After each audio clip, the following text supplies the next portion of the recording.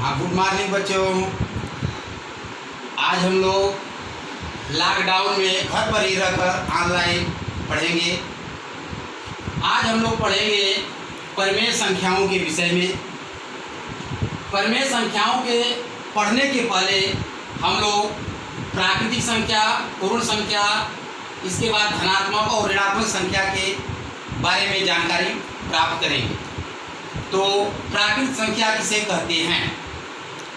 यह संख्या कहते हैं हम 1, 2, 3, 4 इत्यादि। इसको हम कहेंगे प्राकृतिक संख्या। इसके बाद आता है नंबर पूर्ण संख्या की। तो पूर्ण संख्या में 0 भी आएगा। ध्यान दें, इसमें प्राकृतिक संख्या में 0 नहीं था, लेकिन पूर्ण संख्या में 0 भी आएगा। इसके बाद वही 1, 2, 3, 4 इत्यादि। इसके बाद आता है नंबर पूर्णांक संख्या का। पूर्णांक संख्या 2 प्रकार के होते हैं, धनात्मक और ऋणात्मक। तो धनात्मक में यह हो जाता है धन 1, धन 2, धन 3, धन 4 इत्यादि। बोलिए। हाँ, इसमें बच्चों एक बात का ध्यान रखेंगे कि यहाँ पर अगर हम धन नहीं लिखते हैं तब भी इसको हम धन पढ़ेंगे, लेकिन जब ऋणात्मक संख्या में हम जाएंगे तो यहाँ पर ऋण 1 लिखना पड़ेगा, ऋण 2 लिखना पड़ेगा, ऋण 3, ऋण 4 इत्यादि। इसको हम कहते हैं ऋणात्मक संख्या। तो हमने यहाँ पर सीखा पूर्ण संख्या, प्राकृतिक संख्या, धनात्मक और ऋणात्मक संख्या के बारे में जानकारी प्राप्त की। इसके बाद आता है नंबर परिमेय संख्या हम किसे कहेंगे? तो परिमेय संख्या को हम P/Q के रूप में व्यक्त करते हैं। जैसे 4/7 यह हो गया परिमेय संख्या। इसमें एक अंश होगा और नीचे वाली संख्या को हर कहते हैं। यह हो गई परिमेय संख्या। इसी प्रकार अगर दूसरी संख्या देखते हैं तो 9/5 भी परिमेय संख्या ही हम कहेंगे। लेकिन यह परिमेय संख्या हुआ, लेकिन इसमें एक बात को ध्यान देना होगा कि इसमें Q बराबर या 0 नहीं होगा। Q के स्थान पर अगर हम 0 लिख देंगे तो यह परिमेय संख्या नहीं माना जाएगा। जैसे हम यह है 4/0, तो यह परिमेय संख्या नहीं होगी। अब हम परिमेय संख्याओं के जोड़ने और घटाने की क्रिया को सीखेंगे। सही है। अभ्यास 1।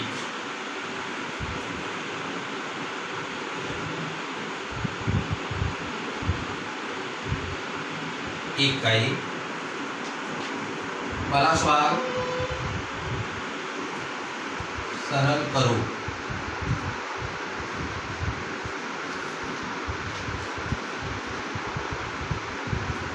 पापा रुकिए। 4/5 धन ऋण 2/5, ऋण 2/5। यह इन परिमेय संख्याओं को हमको जोड़ना है। 4/5 धन ऋण 2/5। इसमें हम देखते हैं कि दोनों हर समान है। जब दोनों हर समान है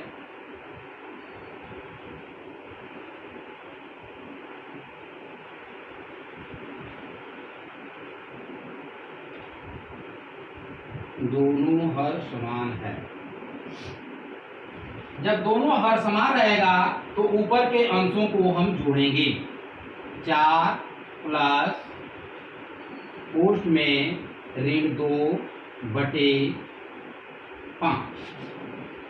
अब यहाँ हम देखते हैं कि यह ऋण 2 है और यहाँ पे धन है, तो दोनों का जब हम गुणा करेंगे तो यह हो जाएगा 4।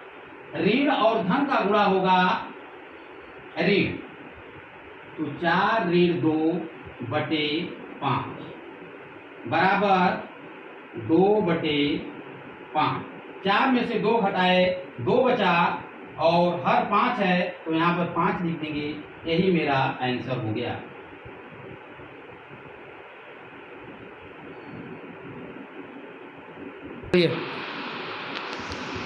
अब यह क्वेश्चन नंबर 2, यह तुम लोगों का होमवर्क रहेगा, इसको घर से करके आना होगा।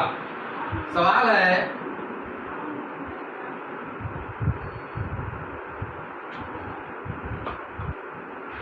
Homework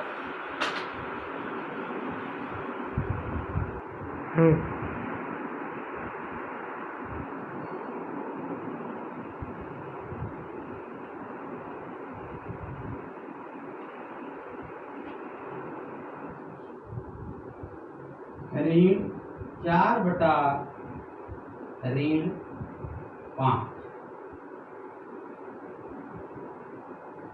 plus 2/5।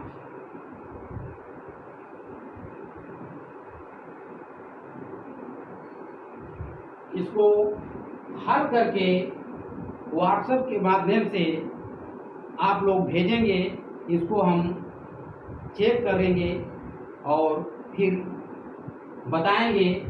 अगर नहीं आएगा अगली क्लास में तो इसको हम अगले चैप्टर में, अगले क्लास में बता देंगे। धन्यवाद। नमस्कार।